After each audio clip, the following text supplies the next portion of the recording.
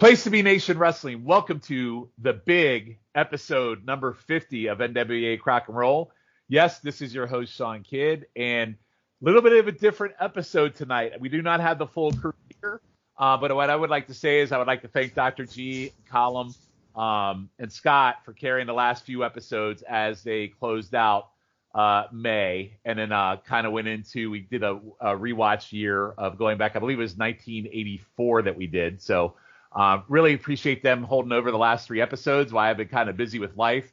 However, I am back tonight, and like I said, Dr. G and Colum are not here tonight because what we're going to talk about tonight required some in-person stuff, and my other co-host that is here with me tonight, Mr. Scott Shiflett, was with me in what we're going to talk about tonight. Scott, how you doing tonight? Sean, I'm doing great. Most importantly, I am recovered after the weekend that we had at the start of the month, from what we're going to talk about here, and let's just dive right on in. Sean, explain to the listeners about this very, very special episode of Crock and Roll. Yeah, it's a very special episode. I thought it would be very good to be the number 50 since it timed up well. And full of transparency, by the time this comes out, most of you, it's been over a month since this trip, but Scott Shiflett and I were both in Nashville. Initially for the Summerslam, where we're going to get together with a bunch of the other people from PTBN, and we went to WrestleMania together, so we plan to go to Nashville. But after we booked for SummerSlam, we got the special gift that we did not know was coming that we decided to go to, and that was Ric Flair's last match. So we are going to talk about tonight, Scott.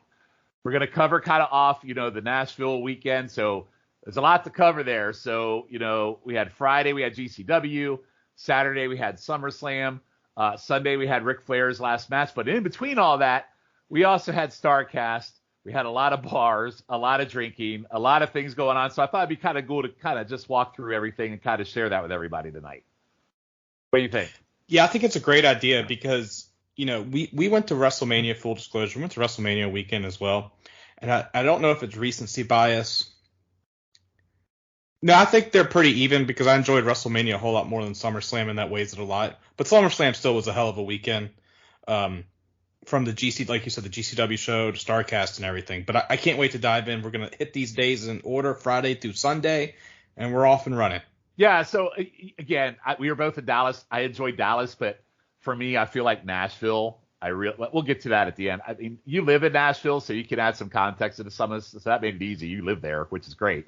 But yeah, so we're going to jump right into it. So Schiff, I didn't get in until Friday. You met up with a bunch of the other guys on Thursday, but we'll start with Friday since I got in. So let's start with Friday. So Friday, I met up with all of you at some rooftop bar, and then we ended up famous Tootsie's Bar and Grill. Yeah, it's not some rooftop bar, Sean. It's a famous bar. Well, here's the thing with Tootsie's. The beer was ass. I did not enjoy the beer, and the problem is, as Scott knows, I am a beer snob. I like my craft beers, right? It's like the running joke that I've turned into like kind of the snoot with this. However, there was Tootie's. Then we went to, what was the one we went to after that? We went to, first off, if anyone here is a listener in Nashville, who also lives in Nashville, you will fully agree with me that you hate going downtown. And that's how I was. I hate going down to Broadway. But since I had friends here and people are visiting, that's where they want to go. So that's why I was in Broadway. I just want to make sure that's on the record, Sean. That was very cool of you, and you were a fantastic host, and you led us through Broadway. So I got to give you mad props for that. Yeah, yes. And actually, just a little bit, we actually saw some wrestlers Thursday night when we were walking around. Like Ciampa passed me holding this kid. Of course, I'm not an asshole and going to interrupt him because the kid was crying. Norman Smiley passed us. And I'm pretty sure one of the Creed brothers from the NXT tag team was there, the tag team champs. One of them passed, but to be honest, I really can't tell those two apart. I know they look completely different, but I don't know their names. Well, I just know them as the Creed brothers. Yeah, and Dawson was staying at my hotel. Is that his name? Dawkins. Yeah, Dawkins. From the Street Profits was in our hotel, which was kind of cool. But I think JT actually got to meet him in an elevator in passing. But anyway, so then we went to Tootsie's. I forget again the middle one where I made you drink a Jack and a diet, and you didn't want one, but I made you drink one anyway because I'm an asshole. We went. That was Dirks Bentley's bar, which I can't name off the top of my head right now, but it was his bar. Right. But then the last two places we went to were what I would like call the money shot. So we went to what's his name, the country singer, Blake Shelton. Blake Shelton's Old Red Bar, where yes, go on. It was midday, and we basically like shut it down. It felt like that's where most of the drinking got done with. It was like 10 people in our crew. Most of the personalities here on not only the No-So feed, but the Place to Be Wrestling feed as well. We had a lot of fun there. We were there for a couple of hours. And I think we were there for a good 3 hours. So we got in there. They had good food. We started drinking. We did some shots. Then there might have been a few British women that sat down with us as we were trying to get one of our members of the PTBN Nation to hook up with women because he's not real good with women. And he shit the bed, right? I'm not going to name names, but he shit the bed, Chef. Yeah, he couldn't seal the deal. It is what it is. Not everyone's a closer. We've all been there. After having a great time at Old Red, we're like, hey, we should probably go to. Well, we got to talk about the bands too, though. Like the band was amazing, and we all got and danced on the floor. Like it was just a good drunk time for everybody. I thought Old Reds was amazing. So go on. Yeah, the band. Since Nashville, for all you listeners that don't know, Nashville, Music City, every bar has a different live music. It's totally spoiled me when I go to other places that have live music. I'm like, this shit sucks. Because, I'm expecting like somewhat decent music.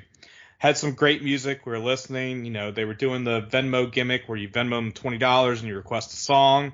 That's what I did. Obviously, I had a couple of drinks in me because sober Scotty had been like, no way in hell am I paying $20 just for a 3-minute song. But it was like a lap dance. I paid 20 minutes for that 3-minute song right there.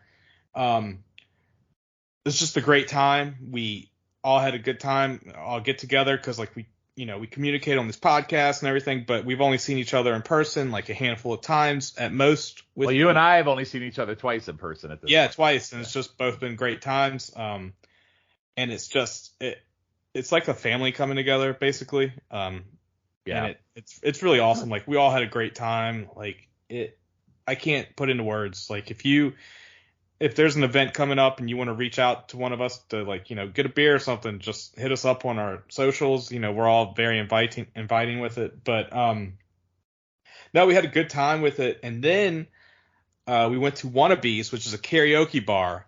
Amazing. And I'm sorry, Sean.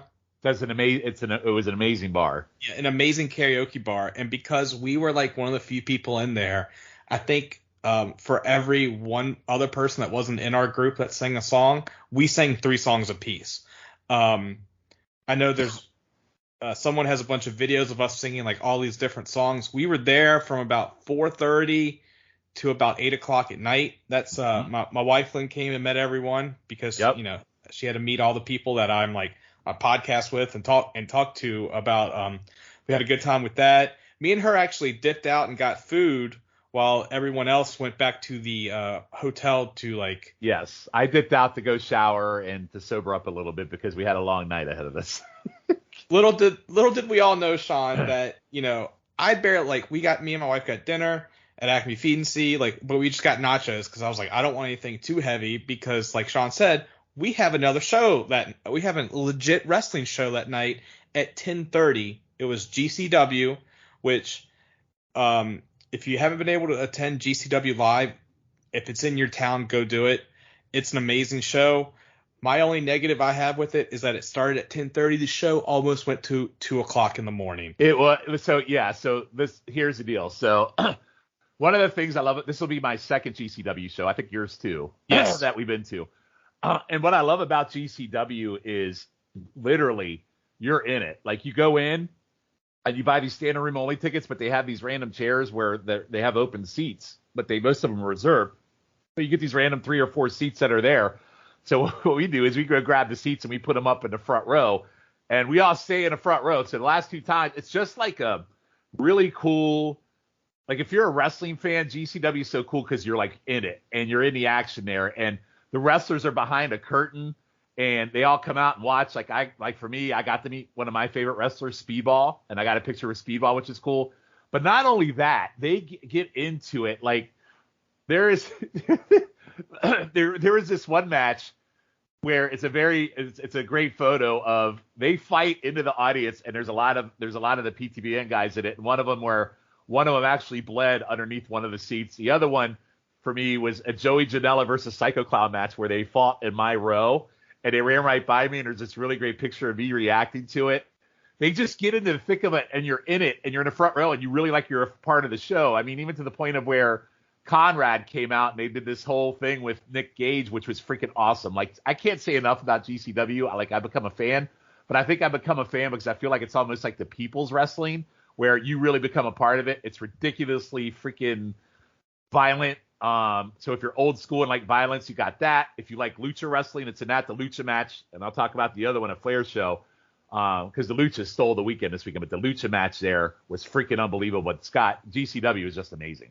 Yeah, GCW was a lot of fun, and Shawn, it was actually me that took that picture. Of me with me reacting to Joey Janela, and yeah, it was good. And it was just by happenstance because like I was taking a picture, I was like caddy corner from you, and I was just taking a picture of what was going on because earlier in the night, Speedball Mike Bailey, who we are big fans of, and who's actually Jambalaya Jake's best friend, he walked past us and I was so close to him. Shawn was like, take a picture of him. I took a picture of him and it was horrible. And Shawn called me a couple 4-letter words. And so like, this was like my revenge. I was like, I'll take a good picture of Janela and so show Shawn. But sure enough, Shawn had great facial expression. Well, and it was really funny because I see that picture and I look so old in it. Like I look at him like, I look like I'm 80 years old in that picture, which is freaking amazing. Like the whole freaking, like the timing of that photo was pretty freaking amazing.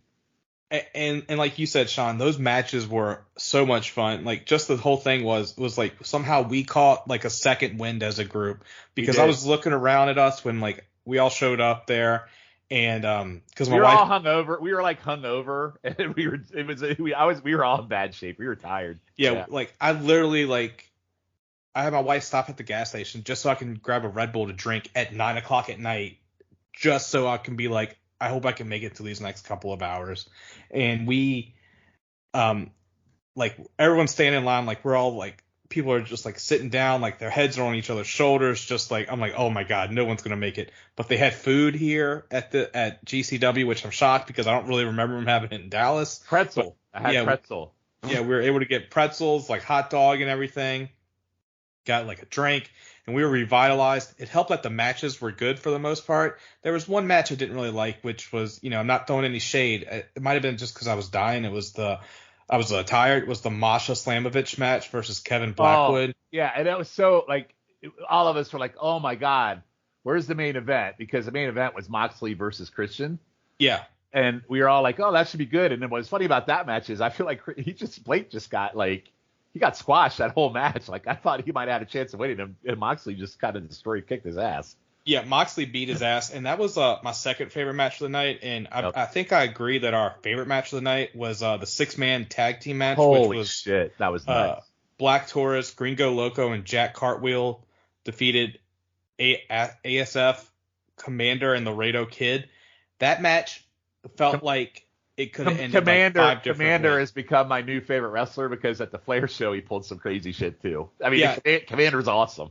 And like that was my first time seeing all of them. And you hear about in matches in South America, like in Mexico, and like they'll throw money into the ring when the match is so good. That's what happened at the end of this match. I had never seen anything like it before in my life, like people throwing money in the ring for tips, and this was happening, and it was just amazing.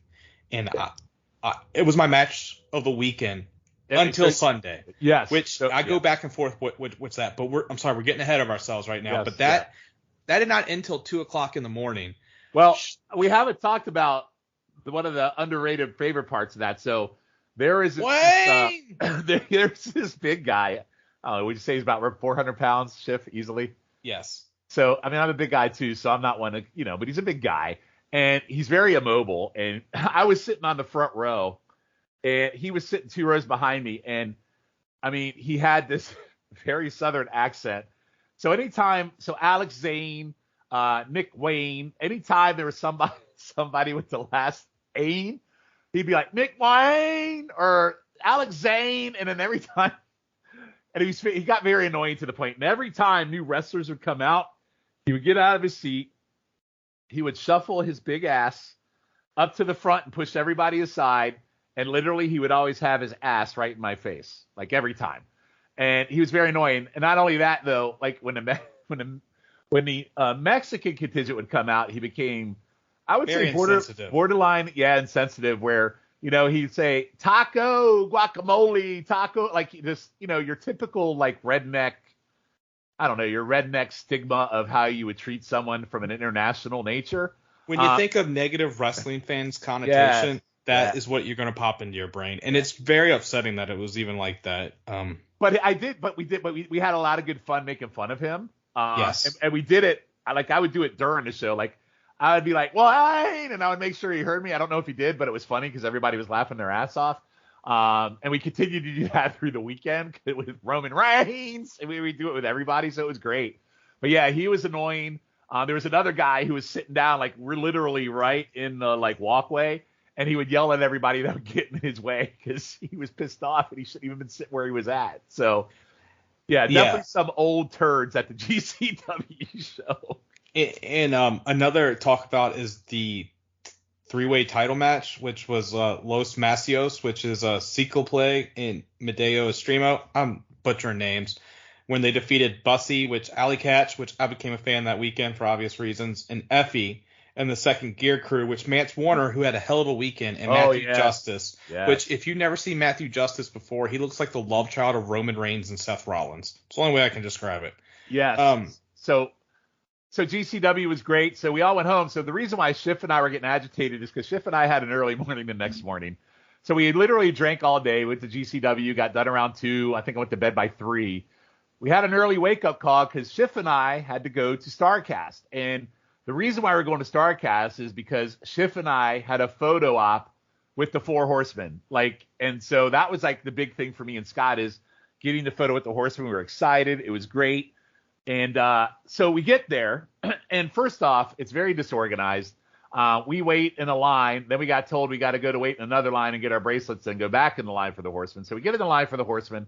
First thing I see, Schiff, when we get inside the area where the Horsemen are supposed to be, I see Nia Jax with 0.0 people waiting to meet her. Well, I'm not a big Nia Jax fan, but I will say what she was doing was they were doing that action figure thing. The 3D, the 3D where it was $400 to have your action figure with Nia Jax. Absolutely fucking not. I mean, I say that as someone who spent $150 for a picture of the Horseman and no action figure, but just no. Like, I look in where I'm podcasting. Yes, I have action figures, but I don't want an action figure myself. And I don't want a Nia Jax for $400. And they were doing it with Lita and Mojo Rawley that was there. But I do agree with you, Shawn, with the it was totally unorganized. Like, we would ask people and they would like, I don't know what's going on. Yeah, even when we were in line, people were asking us, where do we go? And I said, I don't know where we go. And the Horsemen that we got to take a picture with, which we'll get to, I just want to say which ones, was Tully, Arn, Barry Windham, J.J. Dillon, Luger, and Flair. Yeah. The only one missing out of the glory days would have been Ole, and then that would have been like the perfect cap off for me because that's my Horseman right there. He's just a difficult son of a bitch. So that's why we love him. Yeah. So anyway, we get there, and then Daniel Bryan's there too. He's got a long ass line, so we get in line, and I think the Horseman, it was supposed to start at a certain time. Well, we kept waiting. An hour into it, there's still no Horseman, and people are starting to get a little pissed off and irritated. AKA Shawn. Yeah, I might have started cutting some loud promos about, Flair's probably out fucking getting drunk, and typical Flair, right? Yes. So then all of a sudden, we see David Crockett going up to the set, and David Crockett wasn't even supposed to be a part of this, so I'm thinking in my mind, okay, they're bringing in David Crockett as a holdover. Well, after about an hour and 15 minutes, the Horsemen arrive. And so they're there, and we wait in line, and then they have these 2 separate lines. You have this line that is getting ahead of people with the bracelets they have on they're not supposed to get. So the people in front of us bitch. They get the line going. We finally get up to the Horsemen. Probably an hour and a half into this. I'm pretty irritated because I'm tired. And literally it's a whole 10-second thing. What popped me the most, and this is on brand, as I'm walking up, Schiff, as I'm walking up, I think you were behind me. I hear Flair whisper over to David, how much are we getting paid for this? Or how much are people paying for this? And I started laughing to myself because he said it so loud, like he gave no fucks. The other thing I noticed is, and I hope I don't go to hell for this, Lex Luger in his black jacket and gym pants literally looked like they pulled him out of a casket after reviewing. But anyway, we got our picture taken. It was a great picture. But literally, it was like you're there an hour and a half. You walk up, 4 seconds of picture, you're done. So and it was a cool moment. Got to do the four signals on the set. We had David Crockett in the photo. So for me, it was a moment I'll never forget, even though it lasted literally 5 seconds. Yeah, I agree. And like I got to tell, because I stood beside Tully and Tully and JJ, and I thanked them for everything, and told them they were the best faction ever, and like Tully was like, thanks, man, and like because I've done something like that with Flair before, and like he's just like on autopilot, and I don't have a vagina, so he's not trying to fuck me, but it was nice. Like, the thing about Luger, I'm just happy he's alive, especially after watching that A&E documentary. I'm not so sure he is. I think they were a weekend at Bernie's on him. That might have been Magnum. But, no, like you said, Sean, it's a hell of a time. I got to print out my picture. I think I'm going to put it in my office. I am too. Of all this. Yeah, it's on the to-do list. But we were not done at Starrcast because we had general admission for 2 days. So we decided we were going to walk around. Yeah, Starrcast. So Saturday we walked around. There was only certain people there I wanted to meet. On Saturday, I don't think we took pictures with anybody at Starrcast on Saturday. No, you did, Sean. How can you forget? No, that was Sunday, wasn't it? Not when you took a picture with your hero. No. It was Saturday with Ronnie Garvin. Oh, how dare I? How dare you forget, Sean? I fucking A. So last minute, they added Ronnie Garvin to this thing, and everybody on this show knows I love me some Ronnie Garvin. And so basically, it's cool that, I go up there. There's not a lot of people there, but Ronnie Garvin, he looks kind of the same. He's a real short dude.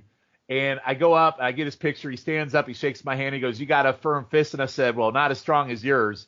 And he laughed at that. It was just a cool moment. And what I found out is, and what most people don't know, Ronnie Garvin is a certified pilot, but he doesn't do many of these conventions because he drives everywhere. And so it was cool to actually get to meet him and see him. I got to take the picture with the world heavyweight title with him.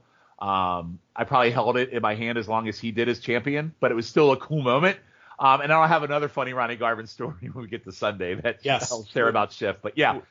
Yes. So I got to meet the Horseman, and I got to meet Ronnie Garvin, who arguably are probably my favorite Crockett member, because him and Wyndham as a tag team we'll talk about on our show coming up. But getting to meet all my favorites in that one little morning, that's probably doesn't get much better for me than that as an old school wrestling fan. Yeah, it was awesome, like getting to see Ronnie, and like, he still looks the same. Yes, his face is a little bit older. I mean, I'm not gonna fuck with him, and thank goodness, because Sean was terrorizing me the whole week up that he was going to offer Ronnie $50 for him to open face slap me. I thought about it. But you know what was shocking about him? Like, he's so small. Like, I'm like double his height. Yeah, I was really shocked. And who we're about to get to, who I met, because I got to take a photo with my favorite tag team of all time, the Steiner brothers.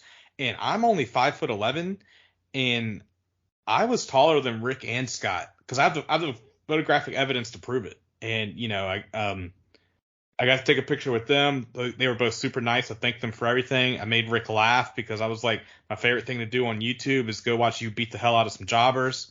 And he just laughed at that. They thanked me. I thanked them for everything. Like I said, they're my favorite tag team because they were fucking pricey as shit, though. Yeah, they were pricey as shit. No doubt about that. But I figured, like, who knows how long they'll be here. So I have a picture and an autograph. And they had different pictures they could autograph, and I got them to autograph their 1990 or 1991 WCW where they have the varsity Letterman jackets, and it's just awesome. I need to hang that up as well. But it was nice to see them. We saw we saw Jarrett, and we got to see Jarrett and Lethal cut a promo. That was Sunday. No, I think that was Saturday. Oh, okay. It doesn't matter. But anyway, That was cool. But we'll get into Sunday in a little bit. But that day was really about you meeting the Steiners. We were trying to meet, I think Gargano, and that fell through, right? Yeah, that fell through because I was able to pay the Steiners in cash, and I got up there for Gargano, and they were like, "Oh, you need to buy it online," and it was already sold out. And like they told me this after I waited in line for like 30 minutes. But I will say, I will give it to him. Like he had a pretty decent line, but he was spending like 5 minutes with everyone talking. Yeah, he's a good dude. He seemed like a good dude. And then Candace and her purple hair was looking quite hotchy for Fresh Mom. Yeah, and so was Chelsea Green. She was looking amazing as well. Yeah, I'll get into Chelsea too. And we also popped Matt Zach. Yeah, let's talk about the Cardona pop because we walked past Cardona. And you said so. I forget what you said. I said the real NWA champion. And he said, "That's right." And he said that's in the middle of a picture. He screams, "That's fucking right!" as we're walking by. Yeah, that was great. That was cool. And then Chelsea, okay, so I haven't been real nice to Chelsea. I mean, I'm not going to say the comments I say in the chats about certain things, but she was looking quite hotchy. Like she was very, very hot and looking smoking good at Starrcast for sure. Yeah, she was. I agree. And as fun as Starrcast is, it's also like kind of sad because like you walk by like some wrestlers and there's no line. Okay, so let's talk like Summer Rae, who that nose on her face. I mean, it takes me out.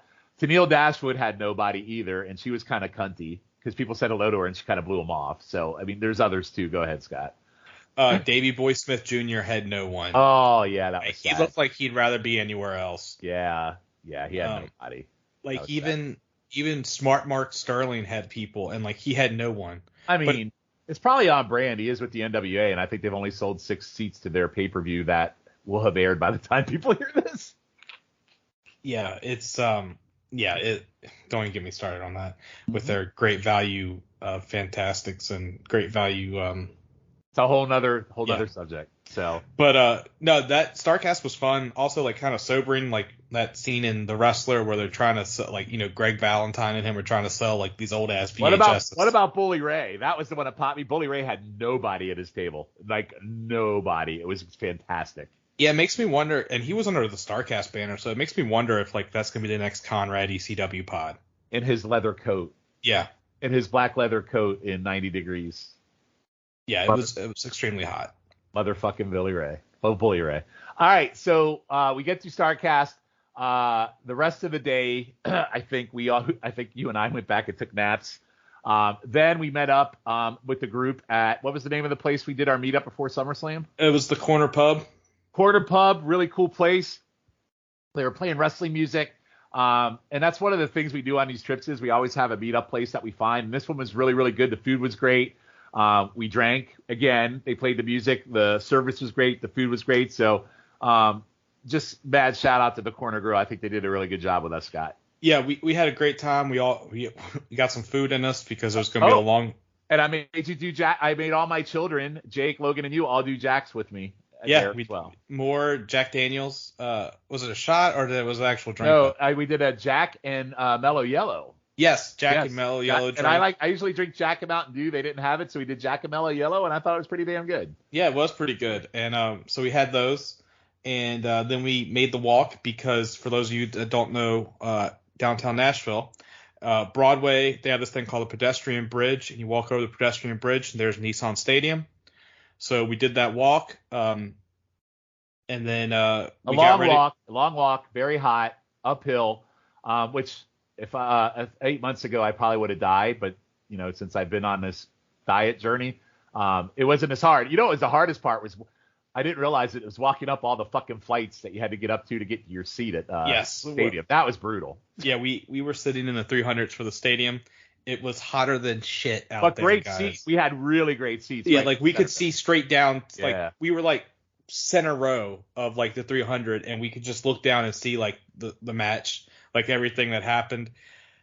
Shawn wasn't the biggest fan of SummerSlam. I enjoyed it. All right, let's start off. So here's the thing.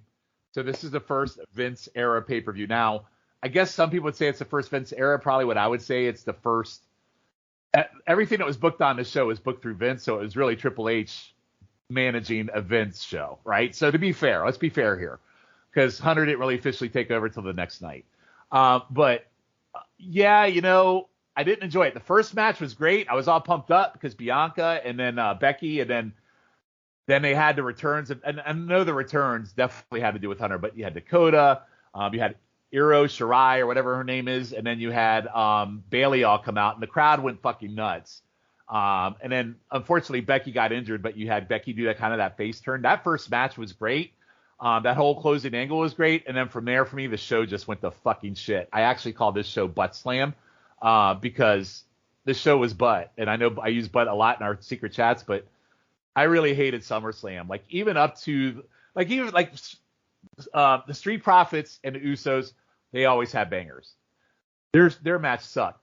Pat McAfee, Dallas, underrated, great theme song, great match with Theory. Now he has this great value theme that totally felt like a fart in church when he came out. Totally took me out. And then fucking Farmer Ted Brock Lesnar coming out on his tractor. Now, I will say what they did with the ring and lifting the ring and dumping people out, that was some badass shit. But ultimately, I don't know, man. I just thought SummerSlam was a big fat turd. I hated it. Absolutely hated it. But go ahead, Schiff. I know you liked it. So yeah, I really did enjoy it. Like you didn't talk about the Logan Paul and Miz match, which was actually a lot of fun. Okay, yeah, that match was okay. Yeah, Lashley destroying Theory, which as you know, not to talk about too much current wrestling. Theory definitely has been de-emphasized since Triple H has taken over. The Mysterios match, we saw the return of Edge, which we all saw coming because they brought out like this big ass box for him to like levitate. Yeah, that for me was stupid because you knew it was coming. It didn't really do much for me at all. Period. But the worst match of the weekend was Liv Morgan and Ronda Rousey. Oh no, I have one that's close to it for me that I'll share from the next show for Flairs. Oh, sorry, the worst match of the night because there are some bad matches over the weekend. Oh yeah, that match was so incredibly bad, and it kind of exposed Liv a little bit because everybody was happy for Liv when she won it. And it was very clear in that match. I don't know what the fuck they were doing. They were rolling around on the ring, grabbing each other, and that match was pure shit. It was a long 4 minutes and 35 seconds.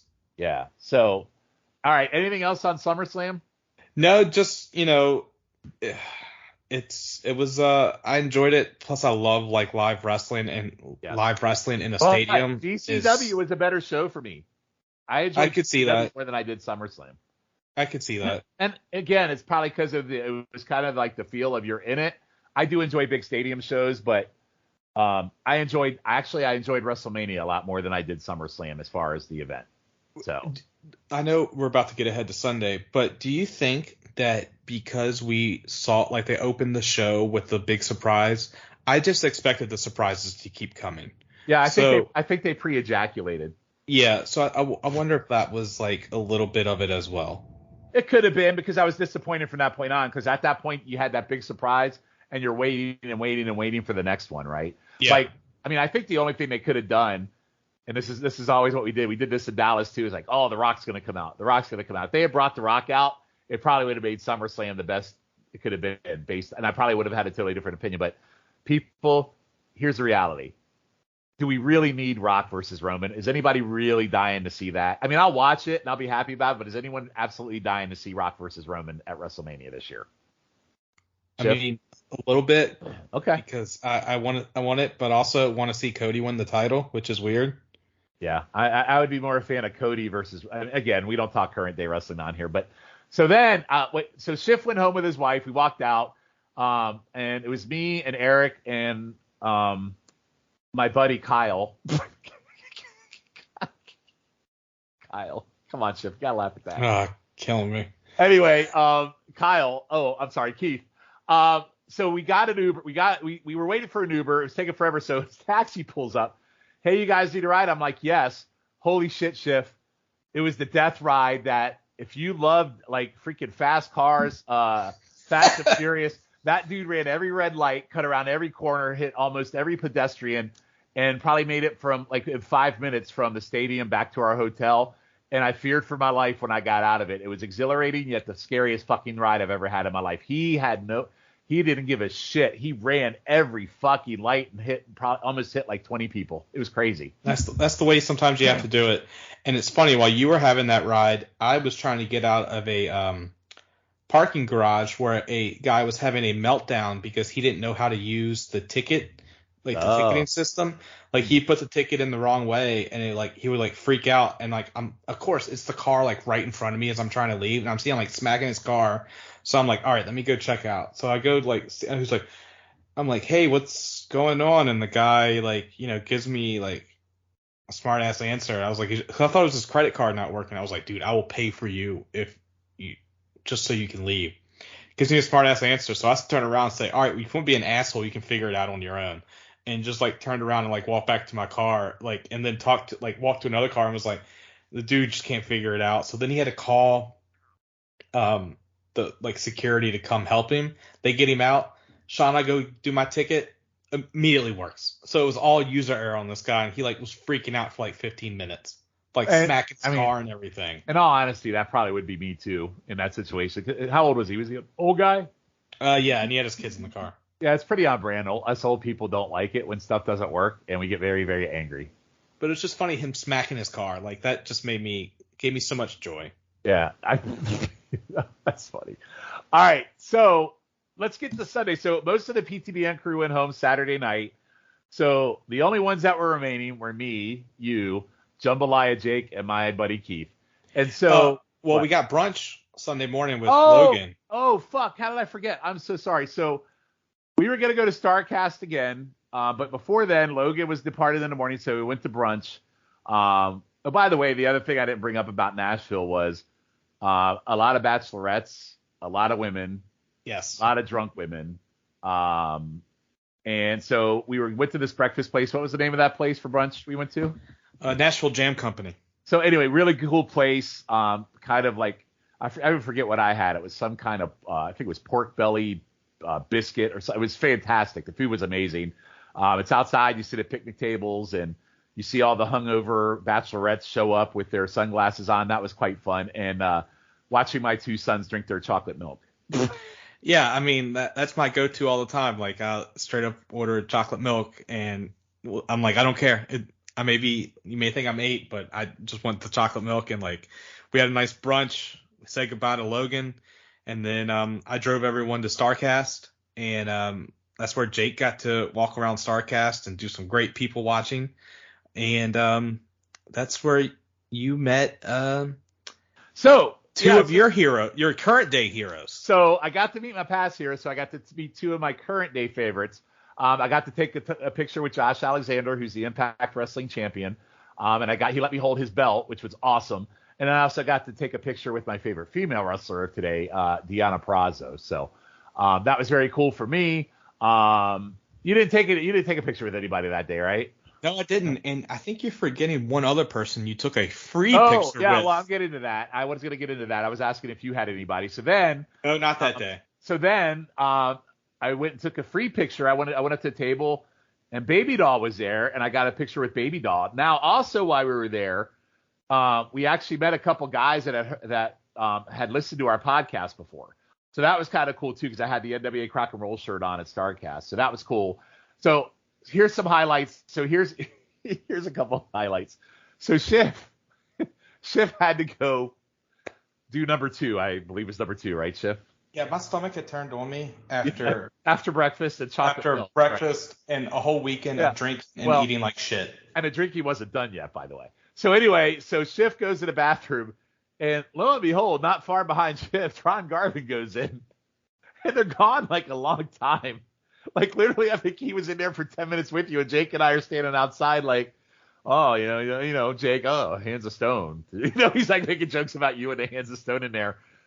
So you said you heard him talking in there while you were taking a shit shift. So what was Garvin talking about while he was taking a leak? Yeah, some guy started talking to him while I was like taking a shit, and he's like, "Hey, Ronnie, how you doing?" And he's like, "I'm doing good." He's like, "You still got the same number?" And he's like, "Yeah, I do." And he's like, "All right, I'll send it to you." And I guess Ronnie has a flip phone because I hear it like flip up, and he's like, "Here, give me your number." And I was like, if Ronnie Garvin starts giving out his number, I'm 100% going to start like putting it in my phone just to give to Shawn because you're such a fan.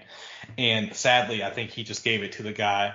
But like I walk out of there and like they're like, Ronnie Garvin's still in there taking a shit. I was like, yeah, because like he's explaining like his cell phone reception. He's like, yeah, I still live out up in the mountains, which, you know, I don't want to get on Ronnie Garvin's bad side. He's, you know, we've heard him threaten like to come to Tully Blanchard and Ric Flair's house in the middle of the night and kill them. I'm not really trying to have him do that to me.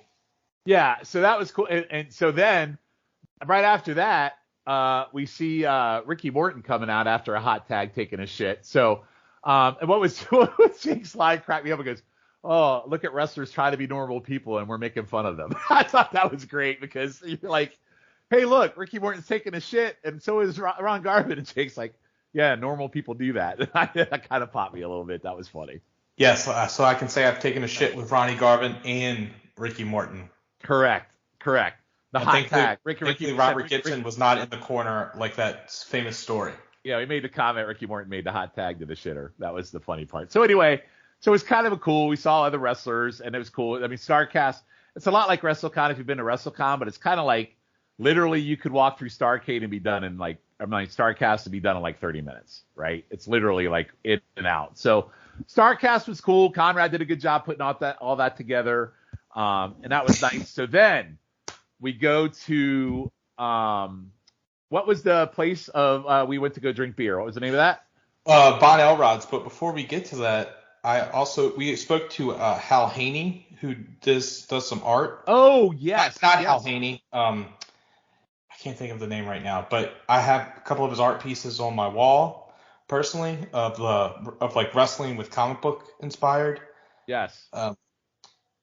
And we also spoke to one of the wrestling comics guys, who I'm trying to.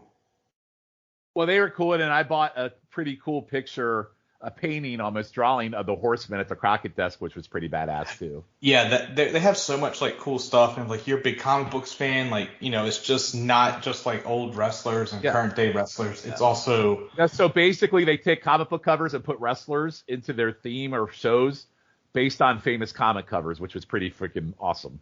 Yes, the Headlocked. Let me get his official name. Anyone who reads the Headlocked comic, I actually had Michael Kingston. Yes. We had like a 15-minute conversation with him. He, you know, I bought his first comic, which, you know, I'm sorry I haven't read yet. It's on the to-read list. As Shawn can attest, I have a bunch of comics to read. But no, it's just a lot of fun. I suggest you check it out. All right. Be prepared to spend some money. Yep. So then we went to Van Elrod's. Yeah, which is like a German bar. We had a couple drinks. We ate again because we weren't fat shitting enough. Obviously. Pepperoni, pretzel, and beer cheese. Holy shit, it was good. That's Shawn's favorite is the beer cheese pretzels. And then we decided might have been time to start heading to Nashville Municipal Auditorium, which is where Flairs Last Match was.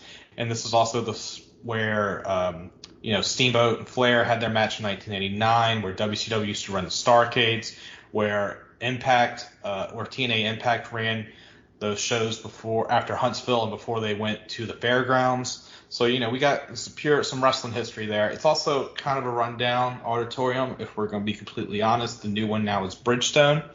But, you know, we get in line. Well, we don't even wait in line because we go do a shot at some restaurant, at some bar. Yeah, so we go do a shot, and I'm irritated at first because I'm like, oh, we're parked so fucking far away. It's hot. We got to get in line. So here's what happens. We go do the shot. My buddy doesn't do shots, and he was sipping his, so I think I got a little agitated at that. I think I even kind of called it out. I think I was kind of a dick about it. Wasn't I a dick about it, I think? A little bit, Shawn. Just a little bit. Just yeah. You know, Shawn is very impatient. What you'll learn about Shawn is he loves everybody, but in the end, if he's irritated, you're going to feel his wrath. Yes. I mean, that's just the reality. So anyway, we walk down. Jake stays behind and does more drinks. And the rest of us walk over to the auditorium. And literally walk right in. We don't even go through the line. We just walk straight in. And I don't know how that happened. I have no idea. I told you, you just got to act like you know where you're going. And I said, just follow me. And we walked straight in, got through the security metal detectors while there was this long ass line out there. So I don't feel bad. So anyway, we walk right in. We sat at ringside first, and then we decided to go into bleachers. And then we had a really, really good we had a good seat. The seats were really jammed together, so we actually pulled them all out, and then we were more comfortable. And so we're in the seats, and then the fun kind of began. It's they came out, they had the old set there, they had some promo videos with some favorite like Cody and all these people wishing him well. Then Jim Crockett, and by the way, I have not watched it on Fight yet, so I have not watched the commentary yet, Scott. I don't know if you have or not, but I have not. Absolutely not. I figured like with the SummerSlam and WrestleMania, I'll never watch those because I was there live. It's like one of those things I don't need to relive. It's weird, I know. So anyway, then we get some pre-matches on the show, and I got to look it up. And so talk a little bit. It was the Bunkhouse Battle Royal. No, it was the Chinese guys from the dojo. Oh, yeah. Ren Narita defeated Uemura. We completely missed this match. Well, at least I did because I went and needed more food. No, well, I was there. I mean, I did watch the match. It was actually pretty good. For a dojo kind of opening, you don't know who the guys are. I thought it was pretty cool. Yeah, watch me look back in 5 years and like both of these guys are like the top stars in New Japan or something. Well, it's like that wrestler, I call him Takeshita. I don't even know who he is, but somehow he just showed up everywhere, and now he's this big famous Japanese wrestler, and I have no idea where he came from. Yeah, he's pretty awesome.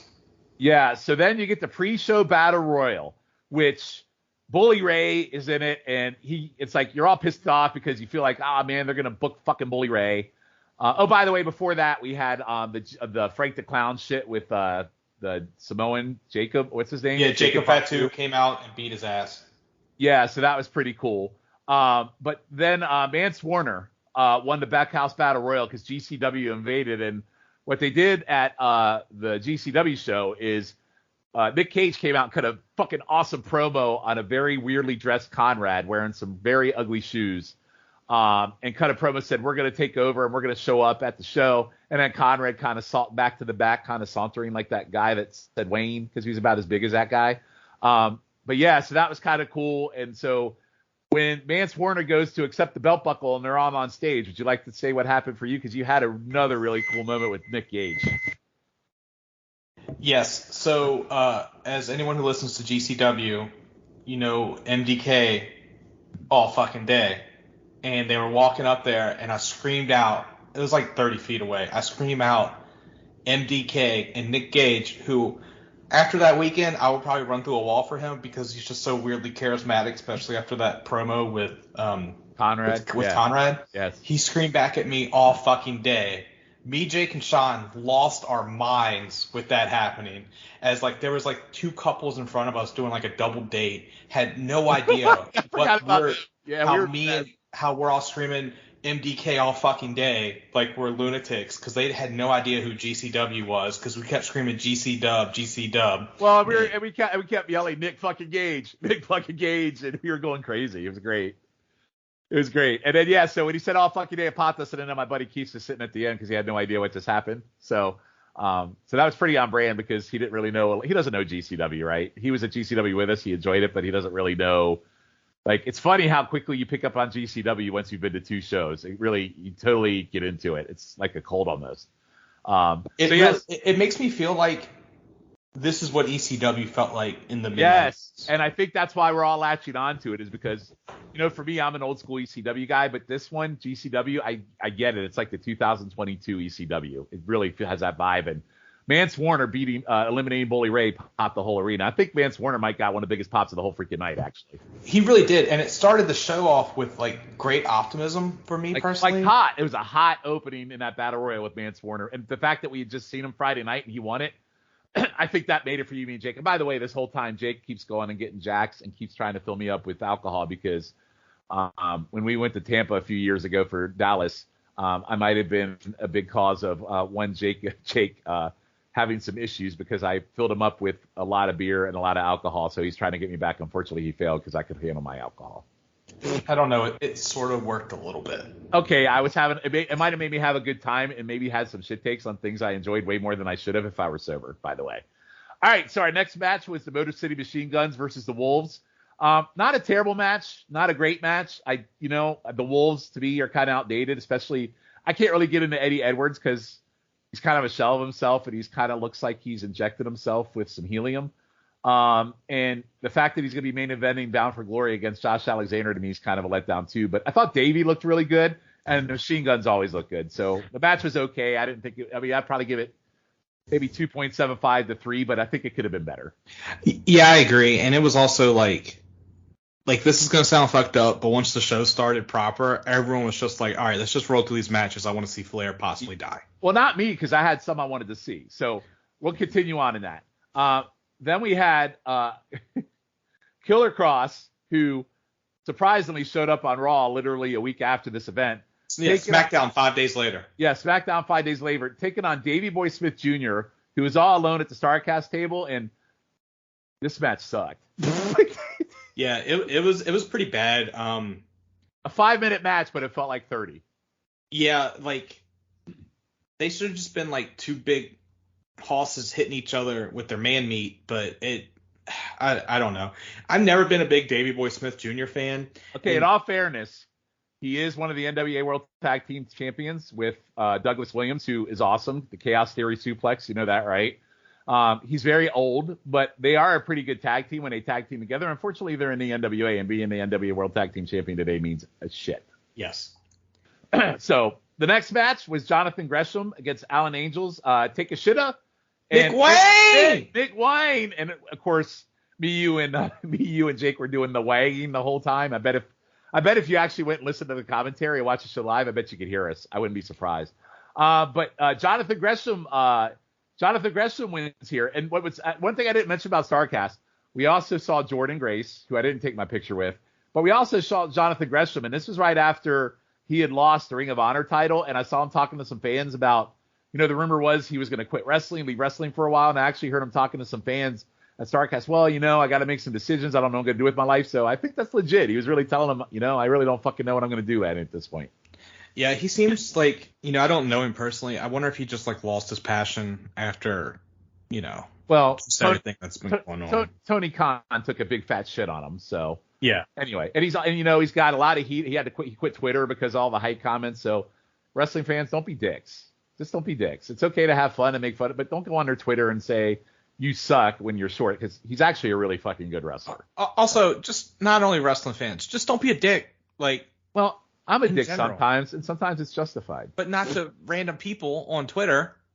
No, you don't be dicks to people on Twitter. That's just stupid. Anyway, moving on to the next match. This one surprised me, and I wish they would kind of do something with this, because I feel like if they actually did something with this, maybe even the current NWA makes sense. So they called them the Four Horsemen, which to me was a disgrace. Brian Pillman Jr. and Brock Anderson with Arn defeated the Rock and Roll Express, which they weren't. It was Ricky Morton and Kerry Morton with Robert Gibson keeping one eye on the action. You see what I did there? He was keeping one eye on both sides of the ring. So Pillman Jr. and Brock Anderson won, which I thought was actually a surprisingly good match and a surprisingly good showing from Pillman and Brock Anderson. I actually, if they actually formed a team and had Arn manage them, I'd be okay with that. Yeah, I mean, let's be honest. Brock is doing nothing in AEW. Pillman is going nowhere with the Varsity Blondes. They've already taken Julia Hart away from him. Yeah, so have Pillman turn on the fucking douche, have him join Brock and Arn, and then have them form a team, because they were actually pretty good in this match. And they can be a lower level. Yeah, they can be a lower level to mid, and they got pretty good crowd heat and everything. I'm a Brian Pillman Jr. fan because I loved his dad so much. So, I'm sure if that's built in with me, I'm sure it's built in with other people as well. Yeah, and honestly, I thought Kerry Morton and Ricky Morton actually held up their end of the deal pretty good too. Ricky Morton, so for me, that might have been an underrated kind of gem match for me, because I was surprised how good I thought it was. I agree. And I was a little upset. I thought I was going to get to see an Arn spine buster, but, Yeah, we got robbed of that. The next match for me might have been the actual match of the whole fucking weekend, the Luchas. So it was Ray Phoenix, Bandito, Laredo Kid, and Black Taruse. Ray Phoenix wins, but Jesus Christ, I was sitting next to Jake. I'd actually gone out to take a leak, and I came back, and I actually stood in the aisleway to watch this match. These fucking guys just absolutely destroyed anything else that was on this show. They were freaking nuts. And the crowd, which, had basically been on and off, asleep and dead, woke the fuck up for this match. Yeah, it was. I have to say the two best matches of the weekend were the two Lucha matches. There's no doubt about it. And Bandito, Laredo Kid, and Taurus was in both matches. Yeah, absolutely fantastic. So if you're going to watch any match, go find us. I'm sure it's on YouTube free. The next match, I was looking forward to this, and I was kind of disappointed. It was Josh Alexander versus Jacob Fatu, and it should have been a really good banger match, but it ended in a no contest because Cardona jumped in with Brian Myers.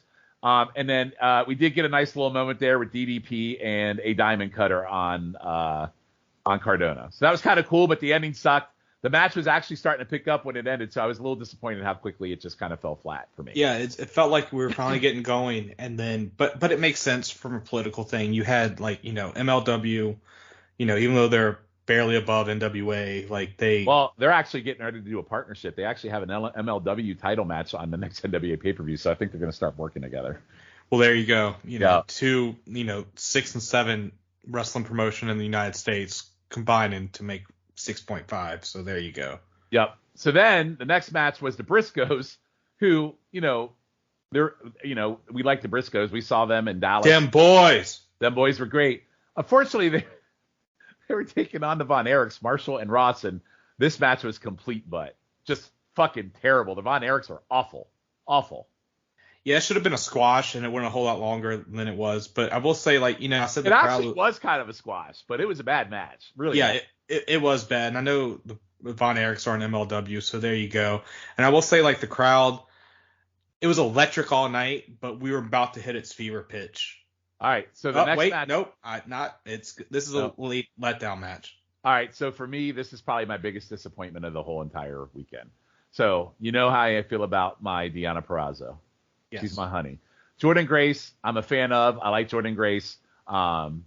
She's not on my train anymore for reasons I will not disclose on this show, but I like her. And Rachel Ellering, who's kind of what's the peg that doesn't fit in the square? Rachel Ellering. This match sucked. There was a lot of botches. Just fucking, I was so upset with this match. I feel like if it was just Jordan and Deonna, they might have been pulled off, but even Jordan and even Deonna, all of them were botching shit left and right. And this is probably the biggest disappointment match. This is 9 minutes of just botch fest shit, Schiff. I was so unhappy with this match. I mean, it didn't help that Ellering really fucked up her ankle 30 seconds into the match. Yeah. And then Deonna and Jordan, which I'm not a wrestler, so when shit goes bad, I don't know, but they had deer in headlight look, and it was not looking good because I thought she legit broke her ankle, and I think she had a high ankle sprain, which is someone who's had one of those. That fucking injury sucks. But I would tell you, Rachel Ellering, when she was in Impact, she was a botch queen there too. I was never a big Rachel Ellering fan, so. But anyway, probably my big disappointment of the weekend. So now we go to the main event. All right, so here's the deal. I don't care what anybody says. Jeff Jarrett had done a hell of a job. I mean, pretty much solo selling this show. From the attack in the parking lot with Lethal to the ridiculous amount of blood that Flair spilled in that promo to his entrance in this show. I popped so big for his entrance in this. It was just really cool. He came out to his old TNA music. He was fucking shouting with the fans and arguing with the fans on the way down.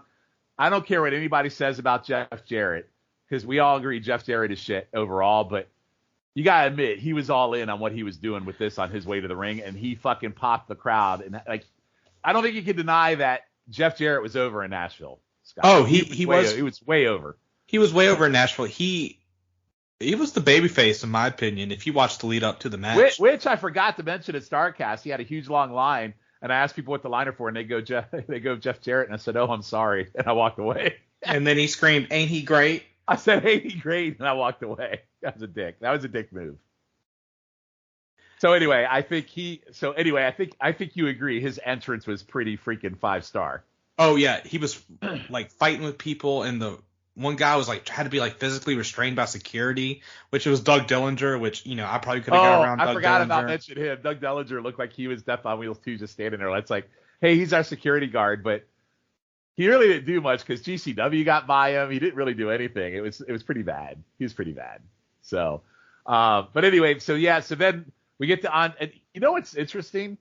I feel like Andrade, who is Flair's son-in-law, kind of got thrown all into the stick because he was an afterthought in this whole thing. Lethal and Jarrett, they helped build everything in this. Andrade was just kind of there, and I felt kind of bad for him because he was just there. Well, I will say, means no offense to Andrade, but it's the most I've ever cared about him since that match was versus Gargano in NXT.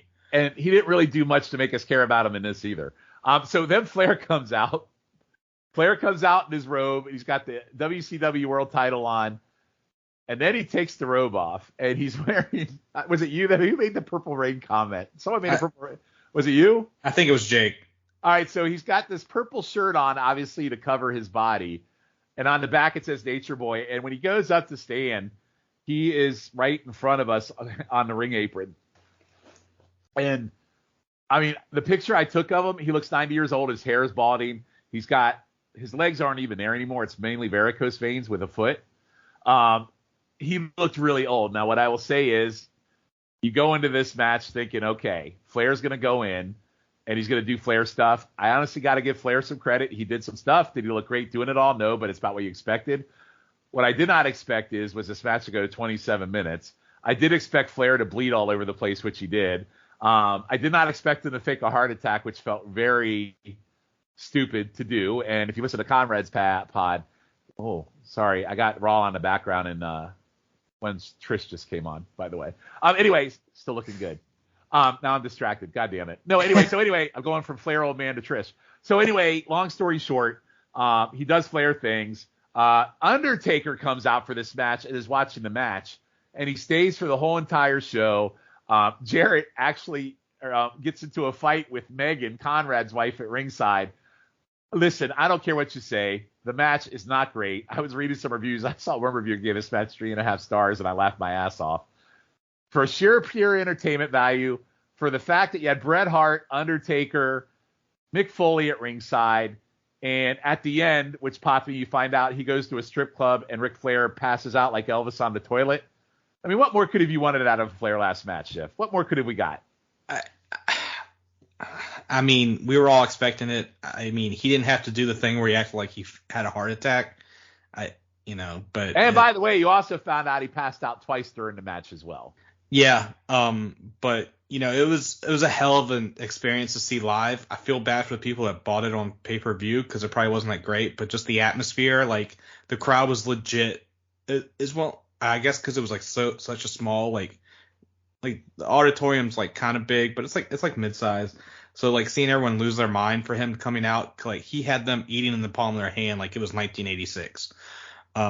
Yeah, nobody cared about Flair's age. He had people in the palm of their fucking hands. Yeah, he did like Shawn said, a crime promo at the end, which Flair on brand, but it was just amazing. I'm shocked that we didn't see David or Charlotte show up. I've read that Charlotte was in the back. I guess David was like, please just keep me away from wrestling. Well, I think from the WWE standpoint, they wouldn't let her appear. Undertaker can do what he wants because he's the Undertaker. Yeah. And what's funny is, as of this recording this today, we found out Jeff Jarrett got fired from his position at WWE and they replaced him with Road Dogg, which kind of the real Double J, which kind of cracks me up. It's like, oh, hey, you know what? We'll let you do the Flair show, but we're not going to tell you we're going to fire you 3-4 weeks later. It's pretty funny. Yeah, I wonder if that has to do with who's running the company now type deal too. I don't know, but so overall, great weekend. The Flair show is absolutely worth going to. There were some bad matches, but it was from a sheer like nostalgia thing. It was fantastic. I was a little disappointed some of the other horsemen didn't show up. Like Tully could still go. We saw him in AEW. So, but I didn't expect to see Luger wheeled down, or I didn't expect to see Wyndham down there. But to your point, I think they could have done more with the horseman aspect on the show. I thought. Especially with Arn, maybe doing a spine buster. I thought, you know what? Why couldn't Arn come down and do a spine buster on Jay Lethal? Don't tell me that wouldn't have popped the fucking arena hard. Right? It really would have. But then, like, you go back, like, you hear these stories of how, like, Flair's not really tight with Arn and Tully anymore. So, like, they were just there to make a buck. True. So, again, they were there to make a buck, but you know what? It would have that probably would have capped it off for me if the Horsemen were really more involved in that whole thing. Yeah, if like the music hit and like, Barry, Tully, and Arn ran down or like wheelchair down. Yeah. So again, just from the weekend, from Friday to Sunday, it was a hell of a run for me. I know you weren't at the Tampa, the first Mania after COVID or during COVID. That was an all-timer for me, but I think if I would have to go all in on the big events I've gone to, because I've been in New York, I've been to Orlando. If I were to go in on big events and how I felt about going to some big show, I think Nashville, just for the sheer guardrail to guardrail experience for me, is probably one of my favorite. And plus to get to hang out with cool people. Like we give each other shit. And, people say, oh, you're out, like you're with your pod buddies, your online friends. No, they're good people to hang out with. I do consider them my friends. I absolutely have a great time with them doing pods, and I have a great time with them when we're live and in person. So Nashville, definitely a 5 out of 5 experience for me, Schiff. Yeah, I definitely agree. Like we've been communicating daily for almost 3 years now. So it's like, yeah, it's real friendship, and everyone had a great time. Like there's no petty drama or anything. It's just like, oh, everyone got super drunk. That's all it is. And we somehow rallied. Yes. So that updates our weekend. We just want to give you an overview. We thought that'd be a good way to do episode 50, to kind of bridge a gap a little bit, something different instead of doing a normal watch. So Schiff, thanks for joining me on this little excursion. So in 2 weeks, when we come back, we're going to do a little bit of restructuring. So we had started doing these Crockett years and going back and watching old matches. We're going to stop doing that because we're going to jump right back in, and we're just going to stick to our timeline starting after this episode. And we're probably going to do some stuff different. Like I'm probably going to scale back a little bit of the watches in terms of what we watch. But what I'll do is at the beginning of each pod, I'll kind of run down other things that happened that we don't necessarily need to talk about, or maybe promos we don't need to talk about. Like one of the things is you can always get a Ric Flair promo. You always get a Dusty promo. Eventually they all kind of run into each other. So for me, I was like, you know what? Let's pick out the really good ones. Let's pick out the matches. We'll still watch matches. But really kind of streamline it a little bit to kind of make it an easier watch so we don't get into those situations where we have 4 parts in May or 6 parts in April. So we can maybe keep, months down to 1 or 2 episodes, and that way we can get through our watch quicker. What do you think about that, Schiff? I think it's a good idea, and it'll probably be easier for everyone to listen to as well. I know it'll be easier to record for. It'll be easier to take notes too, because the notes on these, just disclosure, the notes on this show kill me. Because a lot happens. It's like, you want to make sure you cover everything, but there are bullet points that you can just touch on and say, hey, this happened, this happened, this happened, just to keep people in the know of it happened without really having to go into that level of detail. Like if you think about the big feuds like Flair, the Horseman, TA, Nikita, those are going to be the Midnight Express. Those are the ones we're going to really focus on. And maybe you won't have to hear much Wahoo or Jimmy Valiant. Like I think I did some watches ahead of time, and I think I scaled back the Wahoo and Valiant quite a bit because what do? They cut really bad promos, and their feuds don't really change. So, that's kind of my thought. Breaking Callum. And they're breaking Callum. So here's what we got. So we're going to do June part 1. So our next episode, we're going to do June through June 14th. June will be 2 parts. And just a peek under the tent. So one of the things we get a Magnum TA and Bob Geigel segment, which is absolutely amazing. We get the first look at Flair interacting with One Lex Luger in Florida. So you get a sneak peek of that because that'll be our main event when we get to the next Battle of the Belts in September. It'll be Flair versus Luger. So they kind of plant the seeds here.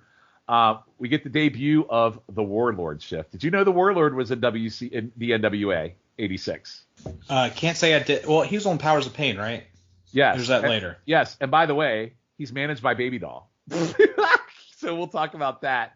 And then we'll have a territory spotlight from Japan. So we'll jump right into June. It'll be 2 parts. And I'm hoping we'll have the whole gang back together for the June watch. I'm not 100% sure because, just like me, I missed the last 3 episodes. A lot of us got things going on and traveling and work. So we're going to do our best to keep the group together. If we can't, we'll go back to a group of 3. And we'll just go from there. It's kind of hard because when we started this podcast, I never thought we'd be at episode 50. But we also are in COVID times that we had the time to do these recordings, and then real life starts and you get back to work in normalcy. So trying to schedule this stuff hasn't exactly been the easiest. Yeah, it's, just with life coming back to normal, like you having jobs, like people get promotions and, just life happens. So thank you all for listening. I joined halfway through, but I was a listener from day one with it, I think the first podcast was 4.5 hours, and it took me a little bit, but I knocked it out. And then they switched to the twice a month one, and then I joined the team, and it's been a hell of a run. I can't wait to see what happens next. Yeah. So with that, Schiff, anything you would like to plug before we go? No, just check out all the pods on NOSO, the Pop feed and the Wrestling feed. And that can be found on Twitter at Scott_Shiflett. All right, so I am going to plug a couple things, but number one with a silver bullet. So we have a brand new pod that Schiff is on me with, and I know I just talked about, I've left all these different pods, but here's something that I have been wanting to do for a long, long time. and I'm doing it with Schiff, I'm doing it with Logan Crossland, and I'm doing it with Matt Souza. And it's called 7 Months of Danger. And I've always been fascinated by the time frame of the Dangerous Alliance and how short their run is. It's literally seven months. So it's called 7 Months of Danger. It's on the No-So feed. And we chronologically go. It's a 20-episode miniseries, so it's got an end date. It's on twice a month on No-So, every other Sunday. And we're going to walk through the Dangerous Alliance. So the first episode, by the time you hear this, I believe episode 2 would have dropped. So the first one, we looked at Halloween Havoc, which is a lot of fun. Episode 2, maybe not as great on the journey to get there. And we're actually recording episode 3 and 4 this week as of this recording. So I would say we got some great feedback from the first episode that aired. Schiff, people loved it. A couple of the wrestlers kind of liked it. Bobby, who was it? Somebody responded. I don't remember. Oh, Missy Hyatt responded to something that we tweeted. But a really good fun listening. It seems like it's got some audience there. And the fact that it has a 20 episode run, most episodes will be between an hour and 90 minutes. That shows a lot of fun to do and easy to do. So, and the fact that it has an end game makes it even better for me because, again, it's only going to be 20 episodes. So any thoughts on 7 Months of Danger? It's been a lot of fun. Like episode 2 was a little rough from a wrestling aspect, but we made up for it with our entertainment, I believe. But episode 4, we're covering Clash of Champions 17, which so that's really where one of the best tag matches I've ever seen. By the way, you tweeted that out. I think you tweeted it out, and Dustin Rhodes actually gave you a loved your post about it. Yep, gave me a like. Yeah. So and it is. So you know what? Here's the other great thing about this pod, and again, it kind of I like WCW, so the fact that I get to do this and the fact that we do that one. You also get to see the not so good of 92 WCW. So yes, you get the Dangerous Alliance, but you also get the Patriots. You also get PN News. You get PN News. You get Tom's Inc. You get 1992 Freebird. So it's not. So we'll only cover things that the Dangerous Alliance involved in, but a lot of stuff they're involved in, and also have some of the pain of 92 in it, which I think has been a kind of a cool discovery as well. Wouldn't you say? Yeah, we're seeing the good and we're definitely seeing the bad. Looking at you, Firebreaker Chip. Chip the Firebreaker. Yes.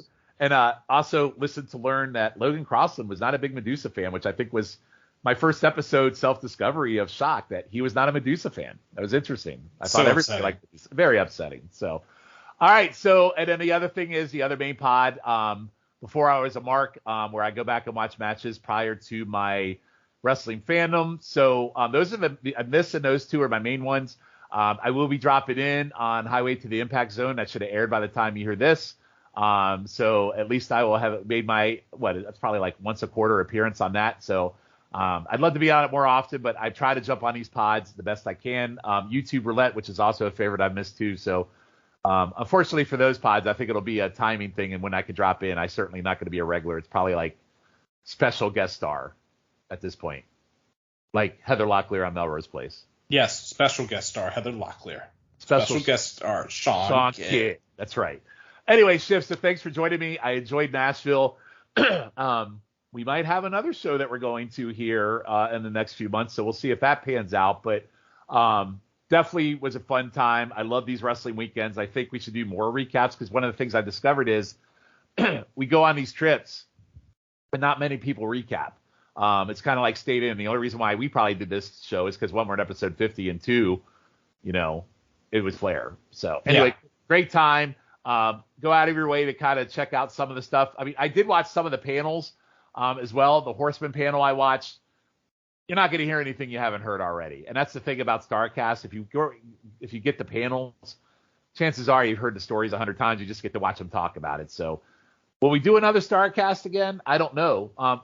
Another interesting note, though, Schiff, before we go, is that Conrad did copyright Southwest Championship Wrestling, which Tully Blanchard. I mean, we got possibly not announced yet Royal Rumble coming to San Antonio. Do you think Conrad's going to pull another one out of his sleeve and have something going on that weekend? I think so. I think he's addicted to it now because they sort of ran out of Starrcast stuff with the AEW, but if they're able to do this, then I think it'll be. Do you think anybody would be interested in a Tully Blanchard last match? No. See, that's what I'm saying. So I'm curious what he pulls out of his hat this time because, I mean, who's Southwest Championship Wrestling? I mean, I mean, I could go back and, there's stuff. Mills Mascaras is in there. Manny Fernandez is in there. So, but all the wrestlers, I just don't. Tully Blanchard is the only one in that I could think could probably go at this point. Yeah. So anyway, I still think we should have Jimmy Valiant. Jimmy Valiant's last match I'd probably go to just for the sheer disgustingness of it. Jimmy Valiant, listen, what does he really got to do? He's got to turn around and smack his hands a little bit and maybe drop an elbow. I mean, really, what does he have to do? That's also very true. And call everybody daddy, brother, Paul Jones, Coming after Paul Jones. Yeah, just go out there and maybe he'll attack Nick Wayne, and then we can have Valiant versus Wayne. Anyway, guys, we will see you on episode number 51 in 2 weeks, and we will start June part 1 of 1986, and we will see you then. Covered, but no ref. No ref.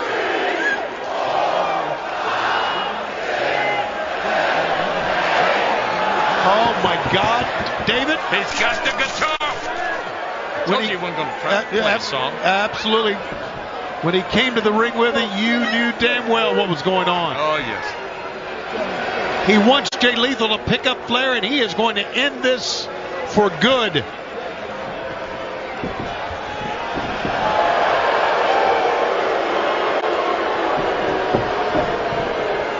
The 16-time world champion in his last match.